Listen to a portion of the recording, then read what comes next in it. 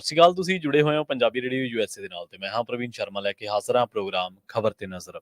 ਖਬਰ ਤੇ ਨਜ਼ਰ ਪ੍ਰੋਗਰਾਮ ਦੇ ਵਿੱਚ ਕਈ ਅਹਿਮ ਤੇ ਕਈ ਖਾਸ ਖਬਰਾਂ ਨੂੰ ਲੈ ਕੇ ਚਰਚਾ ਕਰਨ ਦੇ ਲਈ ਜੁੜ ਚੁੱਕੇ ਨੇ ਮਿੰਟੂ ਗੁਰਸਰੀਆ ਜੀ। ਮਿੰਟੂ ਸਤਿ ਸ਼੍ਰੀ ਅਕਾਲ, ਸਵਾਗਤ ਹੈ ਜੀ ਪੰਜਾਬੀ ਰੇਡੀਓ USA ਤੇ ਸ਼ੁਕਰੀਆ ਸਾਰਿਆਂ ਨੂੰ, ਸਤਿ ਸ੍ਰੀ ਅਕਾਲ ਜੀ।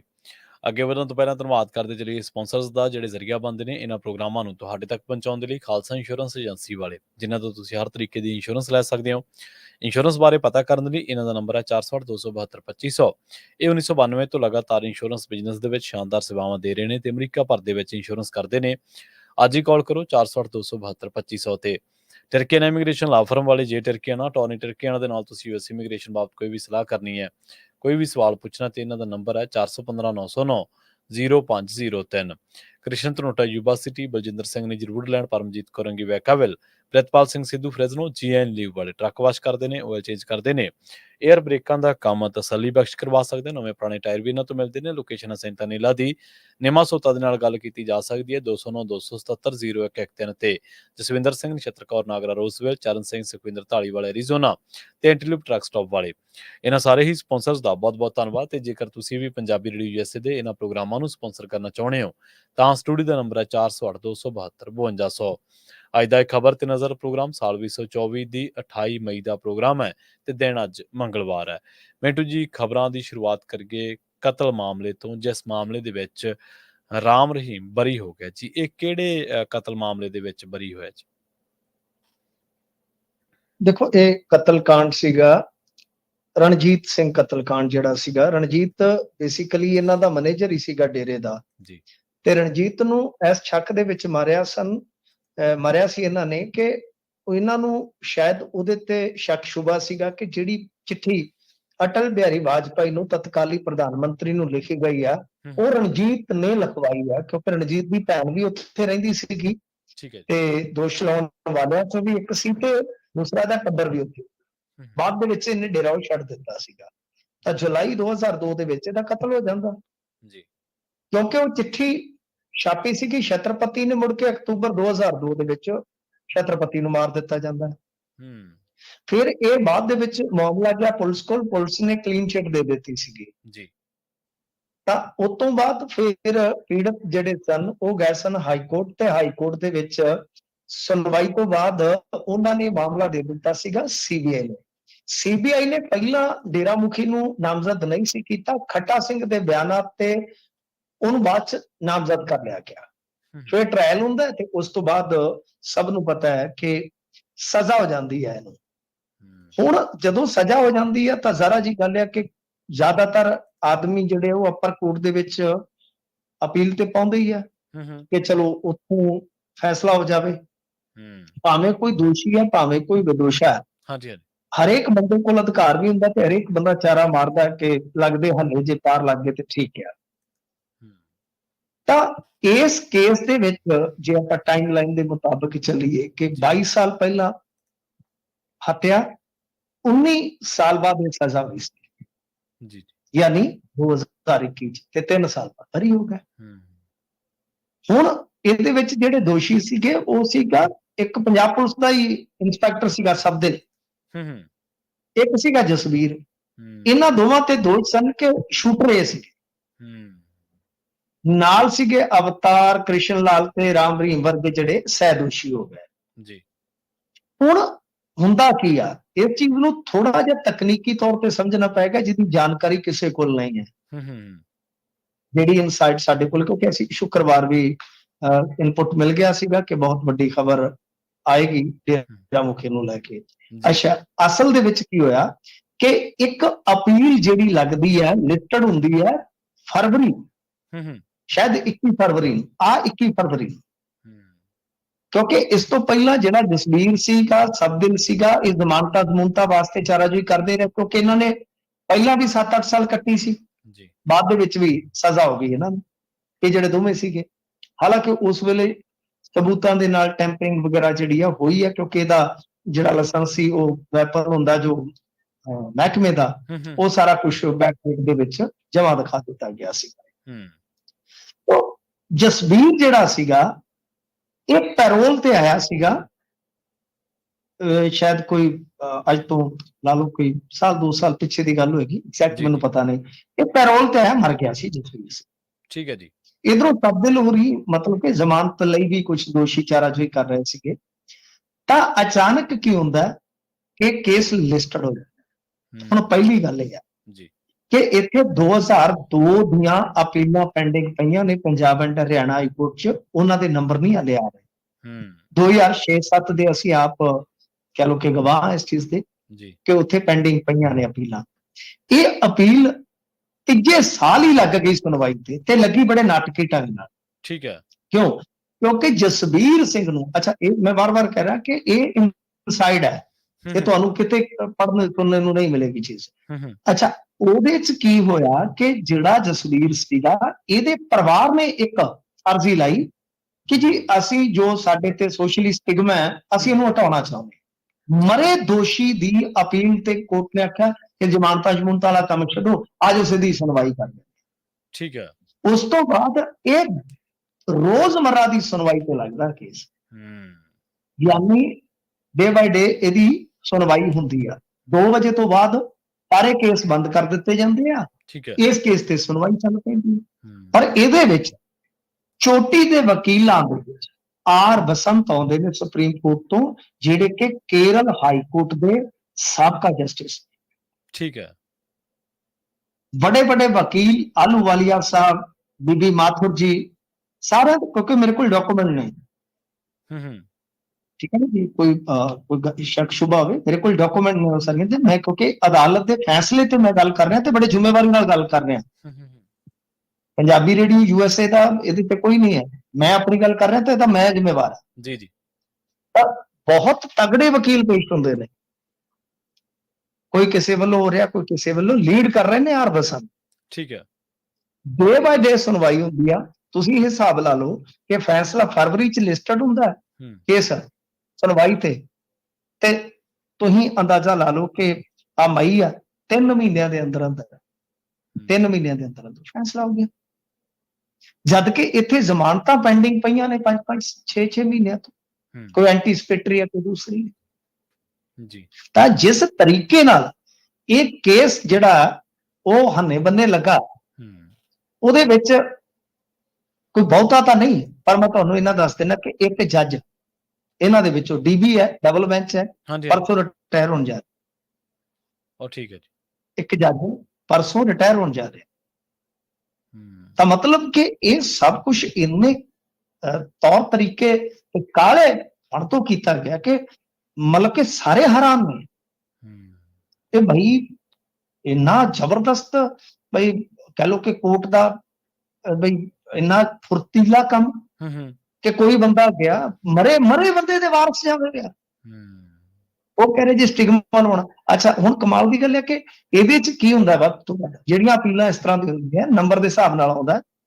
ਕੋਈ ਜੇ ਇਸ ਤਰ੍ਹਾਂ ਦੀ ਸੁਣਵਾਈ ਹੁੰਦੀ, ਜਿਹੜਾ ਬੰਦਾ ਮਰ ਗਿਆ ਹੂੰ, ਉਹਦਾ ਤਾਂ ਕੇਸ ਹੀ ਉੱਥੇ ਇੱਕ ਵਾਰੀ ਠੱਪ ਹੋ ਗਿਆ, ਹੂੰ, ਤੇ ਜਿਹੜੇ ਜਿਉਂਦੇ ਆ, ਜੇ ਮੰਨ ਲਓ ਸਬਦਿਲ ਸੀ, ਉਹਨੇ 10 ਸਾਲ ਕੱਟੀ ਸੀ, ਉਹਨੂੰ ਜ਼ਮਾਨਤ ਦਿੱਤੀ ਜਾਂਦੀ, ਹੂੰ, ਕੋਰਟ ਨੂੰ ਜ਼ਮਾਨਤ ਦਿੰਦਾ, ਤੇ ਉਹ ਜਿਹੜਾ ਟ੍ਰਾਇਲ ਹੈ ਫਿਰ ਵਾਰੀ, ਜਦੋਂ ਵਾਰੀ ਨਿਕਲਦੀ ਹੈ, ਫਾਈਲ ਨਿਕਲਦੀ ਹੈ, ਉਦੋਂ ਸੁਣਵਾਈ। ਉਦੋਂ ਸੁਣਵਾਈ। ਤਾਂ ਜਿਸ ਤਰੀਕੇ ਦੇ ਨਾਲ ਇਹ ਸਭ ਕੁਝ ਹੋਇਆ ਹੈ ਕਿ ਜਸਬੀਰ ਸਿੰਘ ਦੀ ਮੌਤ ਤੋਂ ਬਾਅਦ ਪਰਿਵਾਰ ਨੇ ਕਿਹਾ ਕਿ ਅਸੀਂ ਸਟਿਗਮਾ ਹਟਾਉਣਾ ਹੈ, ਕੋਰਟ ਕੰਸੀਡਰ ਕਰਦਾ ਹੈ ਉਸ ਚੀਜ਼ ਨੂੰ, ਤੇ ਫਿਰ ਉਸ ਤੋਂ ਬਾਅਦ ਇਹ ਫੈਸਲਾ ਆਉਂਦਾ ਹੈ। ਤਾਂ ਮੇਰੇ ਤੋਂ ਤਾਂ ਮਤਲਬ ਕਿ ਜੇ ਕੋਈ ਪੁੱਛੇ ਤੇ ਮੈਂ ਤੇ ਇਹ ਵੀ ਹੁਣ ਮੰਨਣ ਨੂੰ ਤਿਆਰ ਹਾਂ ਕਿ ਜਿਹੜੀਆਂ 2 ਅਪੀਲਾਂ ਪੈਂਡਿੰਗ ਨੇ, ਕਿਉਂਕਿ ਡੇਰਾ ਮੁਖੀ ਬਾਹਰ ਨਹੀਂ ਆਏਗਾ, ਬਾਕੀ ਸਾਰੇ ਬਾਹਰ ਆ ਗਏ ਸਮਝ ਲਓ, ਜਿਹੜਾ ਵੀ ਕੋਈ ਅੰਦਰ ਹੈ ਇਸ ਕੇਸ ਦੇ ਵਿੱਚ, ਜਾਂ ਜਿਹੜਾ ਕੋਈ ਜ਼ਮਾਨਤ ਤੇ ਵਰੀ ਹੋ ਗਿਆ। ਤੇ ਮੈਨੂੰ ਇਹ ਵੀ ਪਤਾ ਆ, ਮੈਨੂੰ ਇਹ ਵੀ ਯਕੀਨ ਹੈ ਕਿ ਹੋ ਸਕਦਾ ਕਿ ਜਾਂ ਸਰਕਾਰ ਤੇ ਕੇਸ ਨਾ ਲੜੇ, RS ਬੈਂਸ ਪੀੜਤਾਂ ਦੇ ਵਕੀਲ ਹੈ, ਸ਼ਾਇਦ ਉਹ ਭਾਵੇਂ ਅਪੀਲ ਉੱਤੇ ਕਰਨ ਜੀ, ਸਰਕਾਰ ਤੇ ਕੇਸ ਹੀ ਨਹੀਂ ਲੜੇਗੀ। ਤਾਂ ਮਤਲਬ ਕਿ ਜੋ ਮਾਮਲਾ ਹੈ ਦਿਲਚਸਪ ਆ ਉਹ ਇਹ ਆ ਕਿ ਰਾਮ ਰਹੀਮ ਤੇ ਹਾਲੇ 2 ਸਜ਼ਾਵਾਂ ਬਰਕਰਾਰ, 10-10 ਸਾਲ ਦੀ ਜੀ, ਤੇ ਨਾਲ ਛਤਰਪਤੀ ਵਾਲੀ ਉਮਰ ਕੈਦ। ਹੂੰ, ਤੇ ਮੈਥੋਂ ਜੇ ਕੋਈ ਪੁੱਛੇ ਤੇ ਮੇਰਾ ਜਵਾਬ ਹੋਏਗਾ ਕਿ ਉਹ ਅਪੀਲਾਂ ਵੀ ਬਹੁਤ ਜਲਦੀ ਸੁਣੀਆਂ ਜਾ ਸਕਦੀਆਂ, ਹੂੰ, ਹੂੰ, ਤੇ ਉਹਨਾਂ ਦੇ ਵਿੱਚ ਫੈਸਲੇ ਵੀ ਇਸੇ ਤਰ੍ਹਾਂ ਦੇ ਮੈਂ ਕਿਸੇ ਦਿਨ ਇਸ ਵੇਲੇ ਹੀ ਸੁਣਾ ਰਿਹਾ ਹਾਂ ਜੀ, ਕਿਉਂਕਿ ਇਸ ਗੱਲ ਨੂੰ ਵੀ ਮੈਂ ਉਸ ਟਾਈਮ ਕਿਸੇ ਮੰਚ ਤੇ ਸੀਗਾ, ਗੱਲ ਚੱਲੀ ਸੀ ਡੇਰਾ ਦੀ ਸਪੋਰਟ ਤੇ ਜੀ, ਕਿ ਡੇਰਾ ਕਿਸ ਨੂੰ ਸਪੋਰਟ ਕਰ ਰਿਹਾ, ਸ਼ੁੱਕਰਵਾਰ ਹੂੰ, ਹੂੰ, ਤਾਂ ਉੱਥੇ ਘੱਟੋ ਘੱਟ 1500 ਬੰਦਾ ਲਾਈਵ ਜੁੜਿਆ ਹੋਇਆ ਸੀਗਾ। ਤਾਂ ਮੈਂ ਉਸ ਦਿਨ ਕਿਹਾ ਸੀਗਾ ਕਿ ਤੁਹਾਨੂੰ ਇਹ ਖਬਰ ਤਾਂ ਚਲੋ ਮਿਲ ਹੀ ਜਾਣੀ ਆ, ਪਰ ਮੈਂ ਇਸ ਤੋਂ ਵੀ ਵੱਡੇ ਹੀ ਦੱਸ ਦਿੰਦਾ ਕਿ ਅਗਲੇ ਹਫਤੇ ਤੁਹਾਨੂੰ ਡੇਰਾ ਮੁਖੀ ਨਾਲ ਜੁੜੀ ਬਹੁਤ ਵੱਡੀ ਖਬਰ, ਕਿਉਂਕਿ ਉਦੋਂ ਤੱਕ ਸਾਨੂੰ ਪਤਾ ਲੱਗ ਚੁੱਕਾ ਸੀ। ਇਹ ਟ੍ਰਾਇਲ ਜਿਹੜਾ ਹੋਇਆ ਮੀਡੀਆ 'ਚ ਵੀ ਨਹੀਂ ਆਇਆ। ਤੁਸੀਂ ਮੈਨੂੰ ਦੱਸ ਦਿਓ, ਤੁਸੀਂ 5-7 ਅਖਬਾਰ ਪੜ੍ਹਦੇ ਹੋਵੋਗੇ ਇੰਡੀਆ ਦੇ ਸਵੇਰੇ ਉੱਠ ਕੇ ਘੱਟੋ ਘੱਟ, ਹੂੰ, ਹੂੰ, ਤੁਸੀਂ ਮੈਨੂੰ ਦੱਸ ਦਿਓ ਕਿਤੇ ਖਬਰ ਪੜ੍ਹੀ ਹੈ ਨਹੀਂ, ਕਿ ਲਿਸਟਡ ਹੋ ਗਿਆ ਕਿ ਹੂੰ, ਸੁਣਵਾਈ ਤੇ ਲੱਗਾ, ਜਦ ਕਿ ਇਹ ਤੇ ਜਦ ਕਿ ਸ਼ੱਕ ਵੀ ਹੀਰਿੰਗ ਮਾਰੇ ਹੋਈ, ਤੇ ਹੂੰ, ਮੀਡੀਆ 'ਚ ਖਬਰ ਬਣ ਜਾਂਦੀ ਹੈ। ਹਾਂ, ਯਾਨੀ ਟ੍ਰਾਇਲ ਹੀ ਜਿਹੜਾ ਮੀਡੀਆ ਤੋਂ ਪਾਸੇ ਰੱਖਿਆ ਗਿਆ। ਸਾਨੂੰ ਵੀ ਮੈਂ ਐਵੇਂ ਕਹਾਂ ਥੋੜਾ ਮਾਰੀ ਜਾਵਾਂ, ਸ਼ੁੱਕਰਵਾਰ ਪਤਾ ਲੱਗਿਆ ਮੈਨੂੰ, 2 ਵਜੇ ਪਤਾ ਲੱਗਿਆ ਤੇ 3:30 ਪੌਣੇ 4 ਮੈਂ ਇਹ ਗੱਲ ਕਹਿਤੀ ਸੀਗੀ ਤੇ ਅੱਜ ਸਵੇਰੇ ਮੈਨੂੰ ਡਾਕੂਮੈਂਟ ਮਿਲਦੇ ਤੇ ਨਾਲ ਦੀ ਨਾਲ ਫੈਸਲਾ ਆ ਗਿਆ। ਹੂੰ। ਇਸ ਫੈਸਲੇ ਤੇ ਹੁਣ ਜਿਹੜੇ ਅੰਸ਼ੁਲ ਛਤਰਪਤੀ ਹੈ, ਜਿਹੜੇ ਰਾਮਚੰਦਰ ਛਤਰਪਤੀ ਦੇ ਪੁੱਤਰ ਨੇ, ਉਹਨਾਂ ਨੇ ਕਿਹਾ ਕਿ ਹਾਈ ਕੋਰਟ ਦਾ ਫੈਸਲਾ ਸਾਡੇ ਲਈ ਦੁਖਦਾਈ ਹੈ ਤੇ ਉਹ ਕਹਿੰਦੇ ਨੇ ਕਿ ਇਹ ਜਿਹੜਾ ਪੀੜਤ ਪਰਿਵਾਰ ਨੂੰ ਸੁਪਰੀਮ ਕੋਰਟ ਹੁਣ ਜਾਣਾ ਚਾਹੀਦਾ ਹੈ। ਹਾਈ ਕੋਰਟ ਵੱਲੋਂ ਰਣਜੀਤ ਕਤਲ ਮਾਮਲੇ ਦੇ ਵਿੱਚ ਜਿਹੜਾ ਸੀਬੀਆਈ ਕੋਰਟ ਦੇ ਫੈਸਲੇ ਨੂੰ ਪਲਟੇ ਜਾਣ ਤੇ ਅੰਸ਼ੁਲ ਛਤਰਪਤੀ ਨੇ ਕਿਹਾ ਕਿ ਕਾਫੀ ਲੰਬੀ ਜਦੋਜਹਿਦ ਮਗਰੋਂ ਪੀੜਤ ਪਰਿਵਾਰ ਨੂੰ ਨਿਆਂ ਮਿਲਿਆ ਸੀ, ਪਰ ਹੁਣ ਹਾਈ ਕੋਰਟ ਨੇ ਹੇਠਲੀ ਅਦਾਲਤ ਦੇ ਫੈਸਲੇ ਨੂੰ ਬਦਲ ਦਿੱਤਾ ਹੈ। ਸੋ ਬਿਲਕੁਲ ਜਿਵੇਂ ਤੁਸੀਂ ਦੱਸਿਆ ਮਿੰਟੂ ਜੀ, ਹੁਣ ਚਰਚਾ ਇਹਦੇ ਤੇ ਬਹੁਤ ਹੋਣ ਲੱਗੀ ਹੈ ਤੇ ਲੋਕ ਕਈ ਹੈਰਾਨ ਵੀ ਨੇ ਕਿ ਹੀਰਿੰਗ ਤੱਕ ਦੀ ਕਦੇ ਖਬਰ ਨਹੀਂ ਸੁਣੀ ਕਿ ਫਲਾਨੀ ਤਰੀਕ ਪੈ ਗਈ ਜਾਂ ਮੈਂ ਤੁਹਾਨੂੰ ਵਿਚਲੀ ਗੱਲ ਜਾਂ ਦੱਸ ਗਵਾਹੀਆਂ ਦਿੱਤੀ ਹੋਈਆਂ। ਸਾਹਿਬ ਹਾਂਜੀ, ਕਿ ਮੇਰੇ ਕੋਲ ਡਾਕੂਮੈਂਟ ਨੇ ਕਿ ਫਰਵਰੀ 'ਚ ਲਿਸਟਡ ਹੁੰਦਾ ਕੇਸ, ਫਰਵਰੀ 'ਚ ਲਿਸਟਡ ਹੋਇਆ, ਡੇ ਬਾਏ ਡੇ ਦੀ ਸੁਣਵਾਈ ਹੋਈ ਆ। ਵਕੀਲ ਇੰਨੇ ਆ ਕਿ ਪੂਰਾ ਇੱਕ ਪੇਜ ਭਰ ਜਾਂਦਾ ਵਕੀਲਾਂ ਦੇ ਨਾਮਾਂ ਦਾ, ਤੇ ਜੇ ਉਹਨਾਂ 'ਚੋਂ ਉੱਚ ਕੋਟੀ ਦੇ ਕੱਢੀਏ ਤਗੜੇ ਵਕੀਲ ਨੇ। ਯਾਨੀ ਏਦਾਂ ਮੈਨੂੰ ਲੱਗਦਾ ਕੋਈ ਅਤਕਥਨੀ ਨਹੀਂ ਕਿ ਬੜਾ ਜਿੱਦਾਂ ਇਹ ਵਿਉਂਤ ਕੇ ਕੇਸ ਲੜਿਆ, ਇਹ ਕੋਈ ਕੇਸ ਅਚਾਨਕ ਨਹੀਂ ਲੱਗਾ। ਇਸ ਕੇਸ ਦੇ ਵਿੱਚ ਜੋ ਲੈਕ ਆਫ ਐਵੀਡੈਂਸ ਦੱਸਿਆ ਗਿਆ ਤੇ ਮੇਰੇ ਖਿਆਲ ਦੇ ਨਾਲ ਉਹਦੇ ਤੇ ਵੀ ਇੱਕ ਬਹਿਸ ਹੋਏਗੀ ਕਿ ਕੀ ਸੀਬੀਆਈ ਕਮਲੀ ਏਜੰਸੀ ਜਿਨ੍ਹਾਂ ਦੇ ਕੋਲ ਕੋਈ ਐਵੀਡੈਂਸ ਨਹੀਂ ਸੀ ਤਾਂ ਉਹਨਾਂ ਨੇ ਇਸ ਕੇਸ ਨੂੰ ਇੱਥੋਂ ਤੱਕ ਲੈ ਆਂਦਾ, ਜੋ ਲੈਕ ਆਫ ਐਵੀਡੈਂਸ ਦੱਸਿਆ ਜਾ ਰਿਹਾ। ਜੀ ਜੀ। ਤੇ ਮਾਨ ਸਾਹਿਬ ਬਹੁਤ ਵੱਡਾ ਐਲਾਨ ਕਰ ਰਿਹਾ, ਕਹਿੰਦੇ ਬੀਬੀਆਂ ਦੇ ਖਾਤਿਆਂ 'ਚ 1000 ਤੇ 100 ਰੁਪਏ ਆਉਣਗੇ, 1100 ਰੁਪਏ ਆਉਣਗੇ। ਪਹਿਲੀ ਗੱਲ ਤੇ ਹੈ ਕਿ ਮਾਨ ਸਾਹਿਬ ਤਾਂ ਇਹ ਵੀ ਕਹਿ ਦਿੰਦੇ ਆ ਕਿ ਮੈਂ ਇਨਕਮ ਟੈਕਸ ਭਰਨਾ ਹੈ ਤੇ ਬਾਈ ਮੈਨੂੰ ਤਾਂ ਕਿੱਲਾ ਵੇਚਣਾ ਪਊ ਜਾਂ ਆਪਣੀ ਕਾਰ ਵੇਚਣੀ ਪਊਗੀ। ਮੈਂ ਉਹਨਾਂ ਦੀ ਰਿਟਰਨ ਕੱਢ ਕੇ ਵੇਖੀ ਆ, ਲਾਸਟ ਰਿਟਰਨ ਜਿਹੜੀ ਔਨ ਰਿਕਾਰਡ ਹੈ ਉਹ 18 ਲੱਖ ਦੀ ਇਨਕਮ ਦੀ। ਜੀ ਜੀ। ਸਾਡੇ ਇੱਥੇ 18 ਲੱਖ ਨੂੰ ਲਾ ਲਓ, ਮਲਟੀਪਲਾਈ ਕਰ ਲਓ ਜਾਂ ਉਹਦੇ ਚ ਵੇਖ ਲਓ ਪਰਸੈਂਟੇਜ ਦੇ ਹਿਸਾਬ ਨਾਲ ਕਿ ਉਹ ਕਿੰਨਾ ਕੁ ਬਣੇਗਾ, ਗੁਣਾ ਗਣਿਤ ਲਾ ਲਓ ਉਹਦਾ ਟੈਕਸ ਕਿੰਨਾ ਕੁ ਬਣੇਗਾ। ਉਹ ਕਹਿੰਦੇ ਜੀ ਮੈਨੂੰ ਕਿੱਲਾ ਜ਼ਮੀਨ ਤੇ ਵੇਚਣਾ ਪੈਣਾ ਜਾਂ ਮੈਨੂੰ ਕਾਰ ਆਪਣੀ ਵੇਚਣੀ ਪੈਣੀ। ਫੋਰਚੂਨਰ ਕਾਰ ਸ਼ਾਇਦ ਕਹਿ ਰਹੇ ਨੇ। ਅੱਛਾ, ਵੀ 18 ਲੱਖ ਨੂੰ ਇੰਨਾ ਟੈਕਸ। ਤੇ ਇੱਥੇ ਤੇ ਆਮ ਇੱਥੇ ਸਾਡੇ ਪਿੰਡ ਇੱਕ ਫੀਡ ਵੇਚਦਾ ਤੇ ਉਹ ਮੈਨੂੰ ਪੁੱਛਣ ਦੇ ਭਾ 30-40 ਲੱਖ ਦੀ ਮੇਰੀ ਯਾਰ ਹੋ ਜਾਂਦੀ ਆ ਜਿਹੜੀ ਟ੍ਰਾਂਜੈਕਸ਼ਨ, ਕੋਈ ਚੱਕਰ ਤੇ ਨਹੀਂ ਮੈਨੂੰ। ਮੈਂ ਕਿਹਾ ਪਾਗਲ ਮਾਰੇਗਾ ਮੈਨੂੰ, 30-40 ਲੱਖ ਮੁੰਡਾ ਤੁਰਿਆ ਫਿਰਦਾ ਫੀਡ ਵੇਚਦਾ ਦੁਕਾਨ ਤੋਂ ਬਗੈਰ। ਅੱਛਾ, ਹਾਂਜੀ, ਮੱਝਾਂ ਮੁੱਝਾਂ ਵੀ ਵੇਚਦਾ ਤਾਂ ਹਾਂ, ਵਧੀਆ ਕੰਮ ਹੈ ਉਹਦਾ ਵਿਚਾਰੇ ਦਾ। ਤੇ ਉਹ ਕਹਿੰਦਾ ਵੀ 30 ਮੈਂ ਆਖਿਆ ਹੱਦ ਹੈ ਯਾਰ। ਮੈਂ ਕਿਹਾ ਇਹ ਗਾਂ ਨਾ ਦੱਸਦੀ, ਕੋਈ ਗੈਂਗਸਟਰ ਨੂੰ ਨਾ ਦੱਸਦੇ ਕਿਸੇ ਨੂੰ ਕਿ ਮੱਝਾਂ ਦਾ ਵਪਾਰੀ ਜਾਂ ਇਹੋ ਜਿਹੇ ਫੀਡ ਫਾਡ ਵੇਚਦਾ, ਇਹਦੇ ਕੋਲ ਵੀ ਇੰਨਾ ਟ੍ਰਾਂਜੈਕਸ਼ਨਾਂ ਹੋ ਜਾਂਦੀ। ਉਹ ਕਹਿੰਦਾ ਲੈਣ ਦੇਣ ਏਦਾਂ ਚੱਲਦਾ, ਕੀ ਕਰੀਏ, ਉਧਰੋਂ ਪਾਤੇ ਉਧਰੋਂ ਕੱਢਤੇ, ਉਧਰੋਂ ਪਾਤੇ ਉਧਰੋਂ ਕੱਢਤੇ। ਹੁਣ ਇਹ 18 ਲੱਖ ਤੇ ਇਹਨੂੰ ਟੈਕਸ ਕਹਿਣ ਡਏ ਕਿ ਮੈਨੂੰ ਗੱਡੀ ਵੇਚਣੀ ਪੈਣੀ ਹੈ। ਮੇਰੀ ਸਮਝ ਤੋਂ ਬਾਹਰ ਹੋ ਗਏ ਨੇ ਮੁੱਖ ਮੰਤਰੀ ਸਾਹਿਬ। ਇਹ ਦੋ ਸ਼ਖਸ ਮੇਰੀ ਸਮਝ ਤੋਂ ਬਾਹਰ ਨੇ ਬਿਲਕੁਲ। ਉਹ ਜਿਹੜਾ ਉੱਤੇ ਬੌਸ ਬੈਠਾ ਉਹ ਕਹਿੰਦਾ ਕਿ ਮੈਨੂੰ ਤਾਂ ਭੇਜਿਆ ਹੀ ਰੱਬ ਨੇ, ਮੈਂ ਤਾਂ ਬਾਇਓਲੋਜੀਕਲੀ ਮੇਰਾ ਜਨਮ ਹੀ ਨਹੀਂ ਹੋਇਆ। ਇਹ ਕਿਸੇ ਦਿਨ ਹੋ ਸਕਦਾ ਸਾਡਾ ਮੁੱਖ ਮੰਤਰੀ ਵੀ ਇਹੋ ਜਿਹੀਆਂ ਗੱਲਾਂ ਕਰਨ ਲੱਗ ਪਿਆ ਅੰਤ ਦੇ ਵਿੱਚ। ਤਾਂ ਤੁਸੀਂ ਦੇਖ ਲਓ ਕਿ ਕਿਸ ਤਰ੍ਹਾਂ ਦੀਆਂ ਗੱਲਾਂ ਕੀਤੀਆਂ ਜਾ ਰਹੀਆਂ। ਆਖੇ ਜੀ ਮੈਂ ਜਹਾਜ਼ ਦੇ ਵਿੱਚ ਚੜਿਆ, ਮੈਂ ਗੁਜਰਾਤ ਜਾਣਾ ਸੀ, ਦਿੱਲੀ ਲਈ ਜਹਾਜ਼ ਫੜਿਆ ਤੇ ਉਹਦੇ ਵਿੱਚ ਇੱਕ ਪਟਵਾਰਨ ਟੱਕਰ ਗਈ, ਨਵੀਂ ਕੁੜੀ, ਚੂੜਾ ਉਹਦੇ ਪਾਇਆ ਹੋਇਆ, 5-7 ਹੋਰ ਜੀਤ ਗਣਾਤੇ। ਉਹ ਕਹਿੰਦੀ ਕਿ ਰੇਲੀ ਤੱਕ ਭਾਗਾਂ ਭਰਾ ਦੇਨੇ ਮਾਨ ਸਾਹਿਬ ਵੀ ਮੈਂ ਭਰਤੀ ਹੋਈ ਆ ਤੇ ਬਿਨਾਂ ਕਿਸੇ ਪੈਸਾ ਦਿੱਤੇ ਲਏ ਤੋਂ ਕਿ ਆ ਤੁਸੀਂ ਵੇਖ ਲਓ ਕਿ ਆਪਦੇ ਪਰਿਵਾਰ ਨੂੰ ਜਹਾਜ਼ ਦਾ ਹੁੰਟਾ ਦਵਾਉਣਾ ਹੀ। ਜੀ ਜੀ, ਕਮਾਲ ਹੀ। ਤੇ ਬੰਦਾ ਪੁੱਛੇ ਕਿ ਤੁਸੀਂ ਤੇ ਆਪਦੇ ਸਰਕਾਰੀ ਜਹਾਜ਼ ਤੇ ਜਾਂਦੇ ਜੀ, ਉਹਨਾਂ ਨੂੰ ਸਰਕਾਰੀ ਜਹਾਜ਼ ਚ ਭਾਈ ਬੈਠੇ ਸੀ। ਤੁਸੀਂ ਤਾਂ ਮੁੱਖ ਮੰਤਰੀ ਬਣ ਕੇ ਅੱਜ ਤੱਕ ਮੈਨੂੰ ਨਹੀਂ ਲੱਗਦਾ ਕਿ ਕੋਈ ਟ੍ਰੇਨ ਦਾ, ਬੱਸ ਦਾ ਜਾਂ ਨਿੱਜੀ ਜਹਾਜ਼ ਦਾ ਕੋਈ ਸਫ਼ਰ ਕੀਤਾ। ਤੁਹਾਡੇ ਨਾਲ ਤੇ ਫਰੀ ਦੇ ਵਿੱਚ ਕੇਜਰੀਵਾਲ, ਮਤਲਬ ਕਿ ਗੱਲਾਂ ਗਾਂਦੀਆਂ ਹੋ ਗਈਆਂ। ਚਲੋ ਇਹਦੇ ਤੇ ਆ ਜਾਂਦੇ ਹਾਂ। ਪਹਿਲੀ ਗੱਲ ਇਹ ਚੋਣ ਜ਼ਾਬਤੇ ਦਾ ਉਲੰਘਣ ਹੈ ਜੀ। ਬਿਨਾਂ ਦੇਰ ਕੀਤਿਆਂ ਚੋਣ ਕਮਿਸ਼ਨ ਜਿਹੜਾ ਹੈ ਇੰਡੀਆ ਦਾ, ਵੈਸੇ ਉਹਦੇ ਤੋਂ ਉਮੀਦ ਮੈਂ ਬਹੁਤ ਹੀ ਰੱਖਦਾ ਵੀ ਨਹੀਂ, ਇਹਨਾਂ ਤੇ ਕੰਪਲੇਂਟ ਫਾਈਲ ਹੋਣੀ ਚਾਹੀਦੀ ਹੈ, ਇਹਨਾਂ ਨੂੰ ਨੋਟਿਸ ਜਾਣਾ ਚਾਹੀਦਾ ਹੈ ਜੀ ਤੇ ਜੇ ਸੈਸ਼ਨ ਵਰਗਾ ਹੁੰਦਾ ਤੇ ਹੋ ਸਕਦਾ ਕਿ ਹੁਣ ਤੱਕ ਮੁਕੱਦਮਾ ਹੋ ਜਾਂਦਾ, ਕੇਸ ਲੱਗ ਜਾਂਦਾ, ਪਰ ਕੇਸ ਲੱਗਦੇ ਨਹੀਂ, ਨਾ ਮੋਦੀ ਤੇ ਲੱਗਣ ਨਾ ਇਹਨਾਂ ਤੇ ਲੱਗਣ। ਕਿਉਂ? ਕਿਉਂਕਿ ਤੁਸੀਂ ਕੋਈ ਨਵੀਂ ਯੋਜਨਾ ਨਹੀਂ ਕਹਿ ਸਕਦੇ, ਕੋਈ ਐਲਾਨ ਨਵਾਂ ਨਹੀਂ ਕਰ ਸਕਦੇ, ਨਵਾਂ ਨਹੀਂ ਕਰ ਸਕਦੇ। ਹਾਂਜੀ ਤੁਸੀਂ ਕੀ ਐਲਾਨ ਕਰ, ਤੁਸੀਂ ਕੀ ਐਲਾਨ ਕਰ ਰਹੇ ਹੋ ਕਿ 1000 ਨਹੀਂ ਹੁਣ ਅਸੀਂ ਵਧਾ ਕੇ 1100 ਦੇਵਾਂਗੇ। ਸਿੱਧਾ ਇਹ ਚੋਣ ਜ਼ਾਬਤੇ ਦਾ ਉਲੰਘਣ ਹੈ ਜੀ ਕਿ ਤੁਸੀਂ ਉੱਤੇ 100 ਰੁਪਏ ਵਧਾ ਕੇ ਕਹਿ ਰਹੇ ਹੋ। ਪਹਿਲੀ ਗੱਲ, ਤੁਸੀਂ ਆਪਦੀ ਯੋਜਨਾ ਵੀ ਨਹੀਂ, ਕਿਉਂਕਿ ਲਾਗੂ ਨਹੀਂ ਕੀਤੀ ਤੁਸੀਂ, ਉਹ ਚੱਲਦੀ ਯੋਜਨਾ ਨੂੰ ਤੁਸੀਂ ਰੋਕ ਨਹੀਂ ਸਕਦੇ, ਪਰ ਨਵੀਂ ਯੋਜਨਾ ਜਿਹੜੀ ਹੈ ਨਾ ਤੁਸੀਂ ਲਾਗੂ ਕਰ ਸਕਦੇ ਹੋ, ਨਾ ਤੁਸੀਂ ਉਦਘਾਟਨ ਕਰ ਸਕਦੇ ਹੋ, ਨਾ ਤੁਸੀਂ ਕੋਈ ਭੂਮੀ ਪੂਜਨ ਕਰ ਸਕਦੇ ਹੋ, ਨਾ ਕੋਈ ਨੀਂਹ ਪੱਥਰ ਰੱਖ ਸਕਦੇ ਹੋ, ਨਾ ਕੋਈ ਐਲਾਨ ਕਰ ਸਕਦੇ ਹੋ। ਕੀ ਹੋ ਗਿਆ ਮੁੱਖ ਮੰਤਰੀ ਸਾਹਿਬ ਨੂੰ? ਅੱਛਾ 1100 ਆਉਣਗੇ ਕਦੋਂ ਜੀ? ਮੈਂ ਤੇ ਅੱਗੇ ਕਿਹਾ ਕਿ ਇਹਨੂੰ ਪੁੱਛ ਲਓ, ਕਿਤੇ ਇਹ ਨਾ ਹੋਵੇ ਉਧਰੋਂ 8500 ਕਹੀ ਜਾਂਦਾ ਰਾਹੁਲ ਗਾਂਧੀ, ਕਿਤੇ ਇਹ ਨਾ ਹੋਵੇ ਕਿ ਕਹਿੰਦੇ ਵਿੱਚ ਐਡ ਕਰ ਲਓ ਜੀ, ਉਹਦੇ ਉਧਰੋਂ ਹੀ ਪਵਾਤੇ ਐਵੇਂ।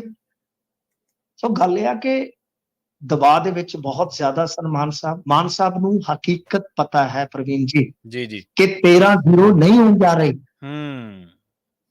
13 ਹਟਾ ਕੇ 30 ਹੀ ਮਿਲ ਜਾਵੇ, 30 ਤੋਂ ਕੋਈ ਥੋੜਾ ਜਿਹਾ ਇੱਕ ਦੋ ਕਦਮ ਅੱਗੇ ਨਿਕਲ ਜਾਈਏ ਬਹੁਤ ਹੈ।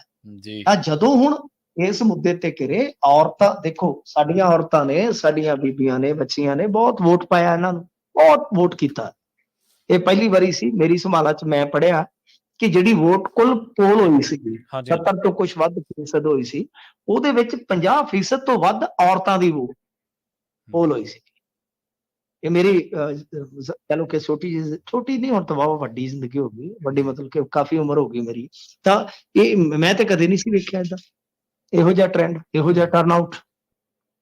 ਤਾਂ ਮਤਲਬ ਹੁਣ ਉਹ ਬੀਬੀਆਂ ਘੇਰਦੀਆਂ ਨੇ, ਵਿਰੋਧ ਇੰਨਾ ਹੈ ਨਾ, ਤੁਹਾਡੇ ਤੱਕ ਸ਼ਾਇਦ ਖਬਰਾਂ ਪਹੁੰਚਦੀਆਂ ਹੋਣਗੀਆਂ, ਮੇਨ ਸਟ੍ਰੀਮ ਚ ਨਹੀਂ ਆਉਂਦੀਆਂ।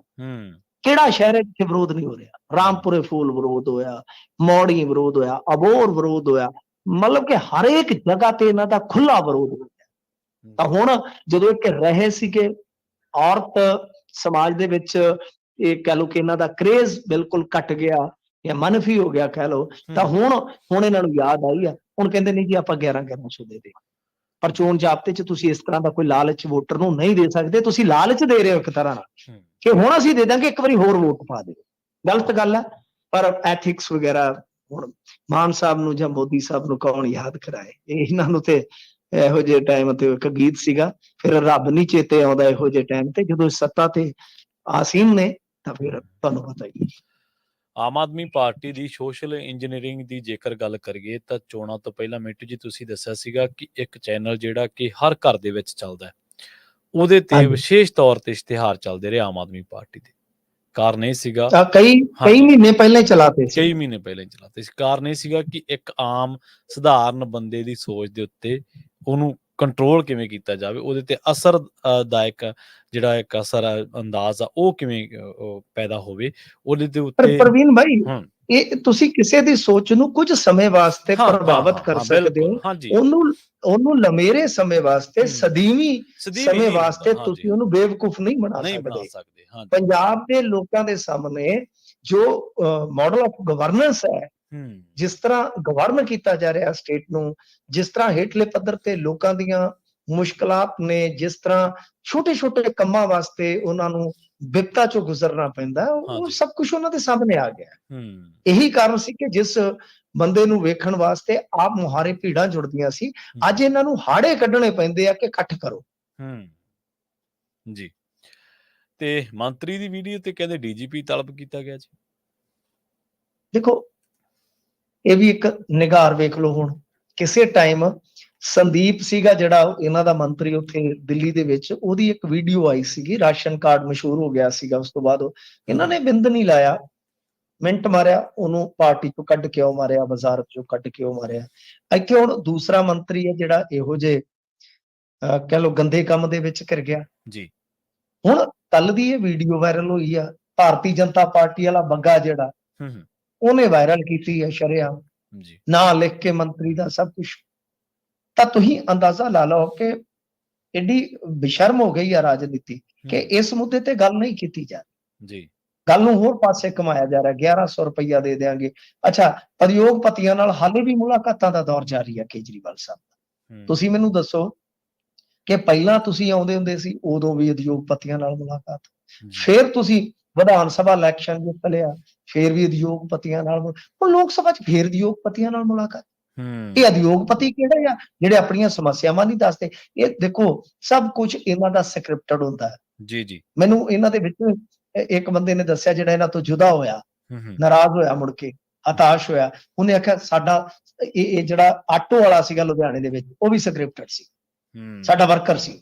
ਅੱਛਾ। ਤਾਂ ਮਤਲਬ ਕਿ ਇਸ ਤਰ੍ਹਾਂ ਦੀਆਂ, ਹਾਂਜੀ ਬਿਲਕੁਲ, ਮਲੋਟ ਦਾ ਮੁੰਡਾ ਉਹ ਜਿਹਨੇ ਸਭ ਤੋਂ ਪਹਿਲਾਂ ਇੱਥੋਂ ਦੀ ਵਜ਼ੀਰ ਦੇ ਖਿਲਾਫ ਦਿੱਤਾ ਝੰਡਾ ਸੀਗਾ ਚੁੱਕਿਆ। ਧਰਨਾ, ਹੂੰ, ਉਹ ਇਲੈਕਸ਼ਨ ਵੀ ਲੜ ਰਿਹਾ।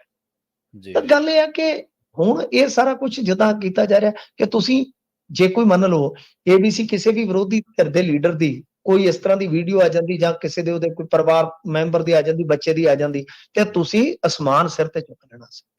ਹੂੰ, ਅੱਛਾ, ਉਹ ਬੀਬੀ ਆ ਸਾਡੀ, ਮਹਿਲਾ ਕਮਿਸ਼ਨ ਵਾਲੀ ਭੈਣ ਜੀ ਆ ਸਾਡੀ, ਹਾਂਜੀ। ਉਹ ਚੰਨੀ ਨੇ ਠੋਡੀ ਤੇ ਹੱਥ ਲਾ ਦਿੱਤਾ ਕਿਤੇ, ਬੀਬੀ ਜਗੀਰ ਕੌਰ ਦੇ, ਹੂੰ, ਹੂੰ, ਜਿਹੜੀ 69 ਸਾਲਾਂ ਦੀ ਆ। ਹੂੰ, ਹੂੰ, ਤਾਂ ਕਹਿੰਦੇ ਜੀ ਅਸੀਂ ਐਕਸ਼ਨ ਲਵਾਂਗੇ, ਇਹ ਕਰਾਂਗੇ, ਉਹ ਕਰਾਂਗੇ। ਹੂੰ, ਬੀਬੀ ਜਗੀਰ ਕੌਰ ਨੇ ਹਵਾ ਕੱਢਤੀ। ਹੁਣ ਤੁਸੀਂ ਦੇਖੋ ਕਿ ਐਡੀ ਵੱਡੀ ਗੱਲ ਹੋਈ ਜਾਂਦੀ ਹੈ। ਗੱਲ ਕੀ ਹੈ ਕਿ ਇਹ ਮਾਮਲਾ ਐਡਾ ਉਹ ਨਹੀਂ ਹੈਗਾ। ਇਹ ਹੂੰ, ਕੋਈ 21 ਸਾਲ ਦੀ ਕੁੜੀ ਆ, ਜੀ। ਨੌਕਰੀ ਦਾ ਕੋਈ ਮਸਲਾ ਹੈ, ਯਾਨੀ ਉਹਨੂੰ ਕੰਪਰੋਮਾਈਜ਼ਡ ਹੋਣ ਵਾਸਤੇ ਮਜਬੂਰ ਕੀਤਾ ਗਿਆ। ਹੂੰ, ਤਾਂ ਇਹ ਤਾਂ ਸ਼ੋਸ਼ਣ ਹੈ ਨਾ, ਜੀ, ਜੀ।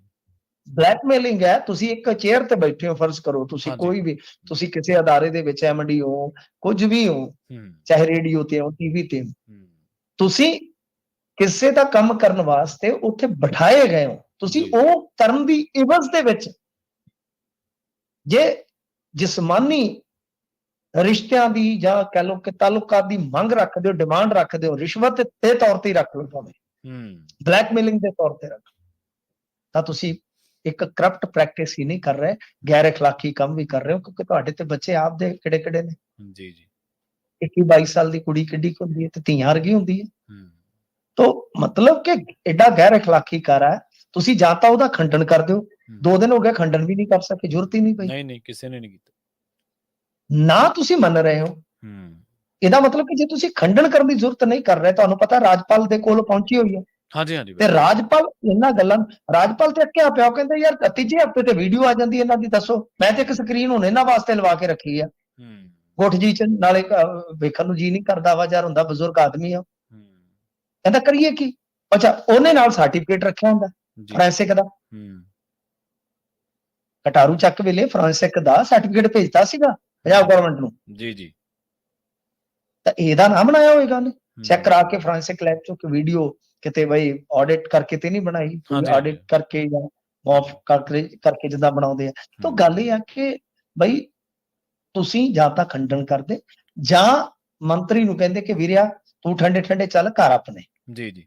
ਤੇਰੀ ਜਾਂਚ ਪੜਤਾਲ ਕਰਵਾਵਾਂਗੇ, ਜੇ ਤਾਂ ਤੂੰ ਦੋਸ਼ੀ ਹੋਇਆ ਤੇਰੇ ਗੁੱਟ ਨੂੰ ਹੱਥ ਕੜੀ, ਤੇ ਹੂੰ, ਜੇ ਤੂੰ ਨਿਕਲਿਆ ਬੇਦਾਗ, ਤੇਰੇ ਗੁੱਟ ਤੇ ਗਾਨਾ ਬੰਨ ਕੇ ਫਿਰ ਬਿਠਾਵਾਂਗੇ। ਜੀ। ਸਵਾਦ ਆ ਜਾਂਦਾ। ਸਾਡੇ ਅੱਗੇ ਵੀ ਕਹਿੰਦੇ ਕਿ ਸਾਡੇ ਹੀ ਵੀ ਬੋਲਤੀ ਬੰਦ ਹੋ ਗਈ, ਪਰ ਬਸ ਬੇਸ਼ਰਮਾ ਦੀ ਡੁੱਲ ਗਈ ਦਾਲ। ਉਹ ਕਹਿੰਦੇ ਕਿ ਬਾਈ ਵੀਰੇ ਸਾਡਾ ਤੇ ਇਹੀ ਕੰਮ ਆ, ਅਸੀਂ ਤਾਂ ਇਉਂ ਹੀ ਖਾਂਦੇ ਆ। YouTube ਤੇ ਨਾ ਜਦੋਂ ਆਪਾਂ ਮਿੰਟੂ ਜੀ ਕੁਛ ਕਰ ਚਲਾਉਣੇ ਆ ਕੋਈ ਵੀ ਚੀਜ਼, ਤੇ ਉਹ ਕਹਿੰਦੇ ਐਡ ਚੱਲਦੀ ਤੇ ਉਹ ਕਹਿੰਦੇ ਚਲੋ ਸਕਿਪ ਕਰ ਦਿਓ। ਪੰਜਾਬ ਸਰਕਾਰ ਜੀ ਇਹੋ ਜਿਹੇ ਮਾਮਲਿਆਂ ਨੂੰ ਸਕਿਪ ਕਰਦੀ ਹੈ। ਸਿੰਗਲੇ ਨੂੰ ਕਹਿੰਦੇ ਆਪ ਹੀ ਕਹਿੰਦੇ ਕਿ ਜੀ ਇਹ ਤਾਂ ਕਮਿਸ਼ਨ ਖਾਂਦਾ ਸੀਗਾ, ਆਪ ਫੜਿਆ। ਉਸ ਤੋਂ ਬਾਅਦ ਉਸ ਮਾਮਲੇ ਤੇ ਕੋਈ ਸਫਾਈ ਜਾਂ ਕੋਈ ਕਾਰਵਾਈ ਕੋਈ ਨਜ਼ਰ ਆਈ ਨਹੀਂ, ਬਿਲਕੁਲ ਨਹੀਂ। ਫੌਜਾ ਸਿੰਘ ਸਰਾਰੀ ਦੇ ਕਮਿਸ਼ਨ ਦਾ ਰੌਲਾ ਪਿਆ, ਉਹ ਜਦੋਂ ਰੌਲਾ ਪੈ ਪੂ ਗਿਆ ਉਦੋਂ ਬਾਅਦ ਕਹਿੰਦੇ ਜੀ ਕਹਿੰਦੇ ਚਲੋ ਇਹ ਮੰਤਰੀ ਉਹਦੇ ਤੋਂ ਲਾਤਾ, ਚਲੋ ਠੀਕ ਹੈ ਮਾਮਲਾ ਟਿਕਟਕਾ। ਲਾਲਚੰਦ ਕਟਾਰੂ 6 ਚੱਕ ਵਾਲਾ ਮਹੀਨੇ ਬਾਅਦ ਹਾਂਜੀ 6 ਮਹੀਨੇ ਬਾਅਦ ਲਾਲਚੰਦ ਕਟਾਰੂ ਚੱਕ ਵਾਲਾ ਤੁਸੀਂ ਦੱਸ ਹੀ ਦਿੱਤਾ, ਤੇ ਆ ਚੌਥੀ ਪੰਜਵੀਂ ਮਿਸਾਲ ਆ ਹੁਣ ਉਹ ਅਮਿਤ ਜਿਹੜਾ ਰਤਨ। ਅਮਿਤ ਰਤਨ। ਪ੍ਰਵੀਨ ਹਾਂਜੀ, ਭਾਈ, ਜਦੋਂ ਤੁਸੀਂ ਇਹ ਲਿਸਟ ਬਣਾਉਂਦੇ ਹੋ, ਤੁਸੀਂ ਇੱਕ ਨਾਂ ਬਹੁਤ ਵੱਡਾ ਸਕਿਪ ਕਰ ਰਹੇ ਹੋ, ਹਾਂਜੀ, ਉਹ ਹੈ ਗੱਜਨ ਮਾਜਰਾ। ਗੱਜਨ ਮਾਜਰਾ, ਹਾਂਜੀ, ਦੱਸੋ। ਜਿਹਦੇ ਤੇ ਤਕਰੀਬਨ ਕਹਿ ਲਓ ਕਿ ਕਰੋੜਾਂ ਦਾ, ਹਾਂਜੀ, ਹਾਂਜੀ, ਚੱਲਦੀ, ਕਰੋੜਾਂ ਦਾ ਫਰਜ਼ੀਵਾੜਾ ਕਰਨ ਦਾ ਹਾਂਜੀ। ਦੋਸ਼ ਹੈ। ਤੇ ਹੂੰ, ਹਿਸਾਬ ਲਾ ਲਓ, ਉਹ ਦੋਸ਼ ਆਮ ਆਦਮੀ ਪਾਰਟੀ ਜੁਆਇਨ ਕਰਨ ਤੋਂ ਪਹਿਲਾਂ ਦਾ CBI ਕੇਸ ਹੈ। ਹਾਂਜੀ ਈਡੀ ਦਾ ਸ਼ਾਇਦ ਈਡੀ ਕੇਸ ਹੈ। ਈਡੀ ਕੇਸ ਆ, ਹਾਂਜੀ ਈਡੀ ਕੇਸ ਆ ਨਹੀਂ ਤੇ ਨਹੀਂ, ਉਹ ਈਡੀ ਕੇਸ ਨਹੀਂ ਬਣਾਉਂਦੀ ਹੁੰਦੀ, ਹਾਂਜੀ ਈਡੀ ਨੇ ਸੀਬੀਆਈ ਦਾ ਕੇਸ ਹੈ, ਤੇ ਈਡੀ ਈਡੀ ਵੀ ਉਹਨੂੰ ਹੈਂਡਲ ਕਰ ਰਹੀ ਹੈ, ਹੈਂਡਲ ਕਰ ਰਹੀ ਹੈ। ਹਾਂਜੀ ਉਹ ਇਨਵੈਸਟੀਗੇਟ ਕਰ ਜਦੋਂ ਰਹੀ ਹੈ। ਹਾਂਜੀ ਤਾਂ ਜਦੋਂ ਲਾਸਟ ਮਤਲਬ ਕਿ ਹਾਂਜੀ ਹਾਈ ਕੋਰਟ ਤੱਕ ਵੀ ਉਹਨੂੰ ਰਾਹਤ ਨਹੀਂ ਮਿਲੀ। ਹੂੰ ਜਸਵੰਤ ਸਿੰਘ ਗੱਜਣ ਮਾਜਰਾ ਹਾਂਜੀ ਬਿਨਾਂ ਕਿਸੇ ਅਸੀਂ ਸਾਡੇ ਕੋਲ ਤਸਵੀਰਾਂ ਪਹੁੰਚ ਗਈਆਂ, ਕੈਨੇਡਾ ਚਲ ਗਿਆ। ਜੀ ਤੁਸੀਂ ਹਿਸਾਬ ਲਾ ਲਓ ਕਿ ਅਸੀਂ ਚਲੋ ਪਹਿਲਾਂ ਤਾਂ ਜਦੋਂ ਇਹਨਾਂ ਨੂੰ ਕਾਲ ਕੀਤੀ ਅਸੀਂ ਵਰਸ਼ਨ ਲੈਣ ਵਾਸਤੇ, ਉਹ ਜਿਵੇਂ ਨੇਤਾ ਕਹਿੰਦੇ ਜੀ ਕਰ ਲਓ ਜੀ ਸਾਡੇ ਨਾਲ ਸੈਟਿੰਗ ਕਰ ਲਓ, ਇਹਨਾਂ ਨੂੰ ਇਹ ਲੱਗਿਆ ਸ਼ਾਇਦ ਕੋਈ ਸੈਟਿੰਗ ਵਾਲੇ ਆ। ਹੂੰ ਅਸੀਂ ਕਿਹਾ ਕਿ ਸੈਟਿੰਗ ਸ਼ੂਟਿੰਗ ਛੱਡੋ, ਸਿੱਟ ਹੋਵੋ ਇੱਥੇ, ਹਾਂ ਸਹੀ ਹੈ ਬਿਲਕੁਲ ਕੈਨੇਡਾ ਦੇ ਕਿਸੇ ਰੇਡੀਓ ਤੇ ਆਉਣਾ ਜਾਓ ਤਾਂ ਉੱਥੇ ਆ ਜਾਓ, ਹੂੰ ਯੂਐਸ ਦੇ ਰੇਡੀਓ ਤੇ ਆਉਣਾ ਉੱਥੇ ਆ ਜਾਓ। ਹੂੰ ਸਾਡਾ 3:30 ਦੁਪਹਿਰੇ ਅਸੀਂ ਤੁਹਾਡੀ ਖਬਰ ਕਰਨ ਜਾ ਰਹੇ ਹਾਂ, ਜੀ ਸੁਣ ਲੈਣਾ ਜੀ ਇੰਡੀਆ ਦੇ ਟਾਈਮ। ਤਾਂ ਮਤਲਬ ਕਿ ਅਸੀਂ ਇਹਨਾਂ ਦੇ ਜੋ ਤਰਜਮਾਨ ਸੀਗੇ ਹੂੰ ਉਹਨਾਂ ਨੂੰ ਫੋਨ ਕੀਤਾ ਹੂੰ ਕਿ ਤੁਹਾਡਾ ਐਮਐਲਏ ਵਿਦਆਊਟ ਪਰਮਿਸ਼ਨ ਹੂੰ ਚੱਲਦੇ ਕੇਸ ਤੋਂ ਕੈਨੇਡਾ ਕਿਵੇਂ ਗਿਆ ਚਲਾ। ਹੂੰ ਜੀ ਤਾਂ ਉਹ ਕਹਿੰਦੇ ਜੀ ਸਾਨੂੰ ਤਾਂ ਪਤਾ ਹੀ ਨਹੀਂ, ਹੂੰ ਸਾਨੂੰ ਨਾ ਕੇਸ ਦਾ ਪਤਾ ਨਾ ਗਏ ਦਾ ਪਤਾ, ਵੀ ਅਸੀਂ ਕੀ ਕਰੀਏ, ਲਓ ਕਰ ਲਓ ਗੱਲ। ਜੀ ਇਹ ਤਾਂ ਨਿੱਕੇ ਜਿਸ ਨਿੱਕੇ ਪਾਰਟੀ ਨੂੰ ਇਹ ਨਹੀਂ ਪਤਾ ਹੂੰ ਕਿ ਇਹ ਤਾਂ ਤੁਹਾਡਾ ਬੰਦਾ ਕਿੱਥੇ ਹੈ, ਇਹਦਾ ਕਿ ਉਹਦੇ ਤੇ ਕਿਹੜਾ ਕੇਸ ਚੱਲਦਾ ਪਿਆ, ਫਿਰ ਹੂੰ, ਚੱਕ ਕੇ ਜਦੋਂ ਅਗਲਿਆਂ ਨੇ ਅੰਦਰ ਮਾਰਿਆ ਹੁਣ ਉਹਦਾ ਨਾਮ ਹੀ ਨਹੀਂ ਲੈਂਦੇ। ਨਹੀਂ ਲੈਂਦੇ ਬਿਲਕੁਲ। ਉਹਨੂੰ ਨਾ ਮਿੰਟੂ ਜੀ ਚਲਦੀ ਉਹ ਕਿਤੇ ਮੰਨ ਲਓ ਜਿਵੇਂ ਬਾਹਰ ਮੀਟਿੰਗਾਂ ਮੂਟਿੰਗਾਂ ਕਰਦੇ ਆ ਨਾ ਐਮਐਲਏ ਆਉਂਦੇ ਆ ਲੋਕਾਂ ਦੇ ਵਿੱਚ, ਚਲਦੀ ਮੀਟਿੰਗ ਚੋਂ ਲੈ ਗਈ ਸੀ ਈਡੀ ਚੱਕ ਕੇ।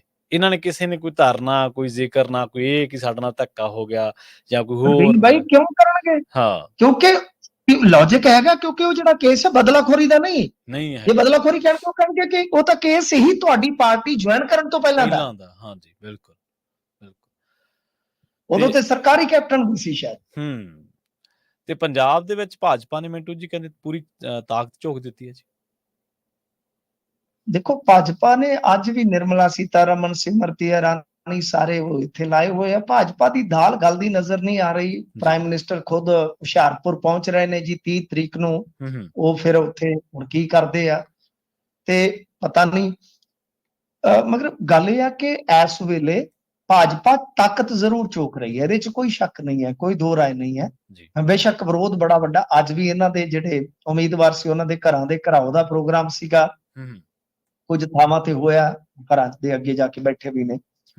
ਪਰ ਮਤਲਬ ਕਿ ਹੁਣ ਇਹਨਾਂ ਦਾ ਵੈਸੇ ਤੇ ਜਦੋਂ ਇਹਨਾਂ ਦੇ ਸੰਘ ਦੇ ਬੰਦਿਆਂ ਨਾਲ ਗੱਲ ਕਰਦੇ ਆ ਜਾਂ ਭਾਰਤੀ ਜਨਤਾ ਪਾਰਟੀ ਦੇ ਜਿਹੜੇ ਐਕਟਿਵ ਮੈਂਬਰ ਨੇ ਉਹਨਾਂ ਨਾਲ ਗੱਲ ਕਰਦੇ ਆ ਤਾਂ ਉਹ ਕਹਿੰਦੇ ਨੇ ਕਿ ਅਸੀਂ 24 ਵਾਸਤੇ ਇੱਥੇ ਪੰਜਾਬ ਨਹੀਂ ਲੜ, ਅਸੀਂ ਤੇ ਆਪਣੇ ਪਰ ਤੋਲਣੇ 27 ਚ ਦੇਖਾਂਗੇ ਕੀ ਬਣਦਾ ਹੈ। ਦੂਜੀ ਚੀਜ਼ ਕਿ ਇਸ ਵੇਲੇ ਭਾਰਤੀ ਜਨਤਾ ਪਾਰਟੀ ਕਹਿ ਲਓ ਕਿ ਉੱਤੇ ਉੱਤੇ ਜਿਵੇਂ ਦਿਖ ਰਹੀ ਆ ਉਵੇਂ ਦਿਖ ਰਹੀ ਆ, ਪਰ ਹੇਠਲੇ ਪੱਧਰ ਤੇ ਉਹ ਕਾਫੀ ਨੈਟਵਰਕ ਆਪਣਾ ਇਜਾਦ ਕਰ ਰਹੀ ਆ। ਮਿਸਾਲ ਦੇ ਤੌਰ ਤੇ ਮੇਰਾ ਇੱਕ ਦੋਸਤ ਆ ਤੇ ਤੁਹਾਡੇ ਵਾਲੀ ਸੜਕ ਤੇ ਉਹਦੀ ਦੁਕਾਨ ਆ ਇੱਕ ਪਿੰਡ ਦੇ, ਜਦੋਂ ਮਲੋਟ ਨੂੰ ਆਈਏ ਉਹ ਕਹਿੰਦਾ ਮੇਰੀ ਦੁਕਾਨ ਤੇ ਆ ਗਏ 5-7 ਬੰਦੇ, ਕਹਿੰਦਾ ਮੈਂ ਕੋ ਬਣ ਕੇ ਭਾਜਪਾ ਲਾ। ਉਹਨਾਂ ਨੇ ਪੁੱਛਿਆ ਪ੍ਰਧਾਨ ਮੰਤਰੀ ਕਿਹੜਾ ਚਾਹੀਦਾ, ਮੈਂ ਆਖਿਆ ਜੀ ਨਰਿੰਦਰ ਦਮੋਦਰ ਦਾਸ ਮੋਦੀ। ਉਹਨਾਂ ਆਖਿਆ ਕਿ ਸਰਕਾਰ ਯਾਰ ਕਿਹਦੀ ਚਾਹੁੰਦੇ ਜੀ? ਭਾਰਤੀ ਜਨਤਾ ਪਾਰਟੀ ਦੀ ਯਾਰ। ਅੱਛਾ ਚਾਹ ਮੰਗਾਵਾਂ? ਖੁੱਲਦਿਆਂ ਉਹਨਾਂ ਨੇ ਦੱਸਿਆ ਕਿ ਅਸੀਂ ਦਿੱਲੀ ਤੋਂ ਆਈ ਟੀਮ ਆ ਜੋ ਇੰਟਰਨਲੀ ਸਰਵੇ ਕਰਦੇ, ਇਹ ਕਹਿ ਕੇ ਕਿ ਅਸੀਂ ਮੀਡੀਆ ਵਾਲੇ ਆ। ਤੇ ਉਹਨਾਂ ਨੇ ਦੱਸਿਆ ਉੱਥੇ ਤੇ ਇੱਕ ਬੰਦਾ ਹੀ ਆਇਆ ਸੀਗਾ ਮਾਈਕ ਮੂਕ ਫੜ ਕੇ, ਉਹ ਅੱਗੋਂ ਹੁਣ ਜਿਹੜਾ ਬੰਦਾ ਆਪਣੇ ਨਾਲ ਵਿਚਰਦਾ ਕਰਦਾ, ਤੁਹਾਨੂੰ ਪਤਾ ਹੀ ਹੋਤੀ ਹੈ ਸਮਾਰਟ ਵਰਕ ਕਰ ਜਾਂਦੇ ਆ, ਉਹਨੇ ਆਇਡੈਂਟੀ ਕਾਰਡ ਦੀ ਫੋਟੋ ਵੀ ਲੈ ਲਈ ਉਹਨਾਂ ਦੀ, ਮੇਰੇ ਕੋਲ ਆ, ਮੇਰੇ ਫੋਨ 'ਚ ਹੈ। ਤਾਂ ਕਮਾਲ ਦੀ ਗੱਲ ਹੈ ਕਿ ਮੀਡੀਆ ਕਰਮੀ ਬਣ ਕੇ ਉਹਨੇ ਦੱਸਿਆ ਮੈਂ ਕਿਹਾ 8 ਜਣੇ ਆ ਸੀ ਤੁਹਾਡੇ ਇਸ ਬਲੌਗ 'ਚ, 8 ਜਣੇ ਆ, ਸਾਰਾ ਡਾਟਾ ਇਕੱਠਾ ਕਰਾਂਗੇ ਤੇ ਤਗੜੇ ਹੋ ਕੇ ਕੰਮ ਕਰੋ।